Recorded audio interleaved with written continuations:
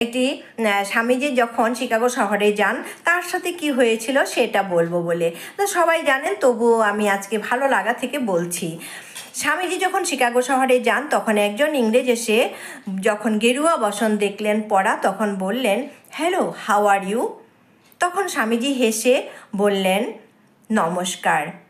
তখন সবাই ভাবেন, এ বাবা, স্বামীজি বোধহয় ইংলিশে কথা জানেন না। সেখান থেকে একজন হিন্দিভাষী এসে বললেন, আপ कैसे है? তখন স্বামীজি বলেন, I am fine, thank you. শুনে থমকে গেলেন, বলেন, আমরা যখন হিন্দিতে উত্তর দিলাম তখন আপনি ইংলিশে উত্তর দিচ্ছেন, যখন আমরা ইংলিশে উত্তর দিলাম তখন আপনি আপনার ভাষায় উত্তর দিলেন, কেন সেটা? তখন স্বামীজি হেসে হেসে বললেন, যখন তুমি তোমার ভাষাকে সম্মান জানালে তখন আমি আমার ভাষাকে সম্মান জানিয়েছি, আর যখন তুমি আমার ভাষাকে সম্মান জানিয়েছ তখন আমি তোমার ভাষাকে সম্মান জানিয়েছি। কত সুন্দর একটি কথা, তাই না?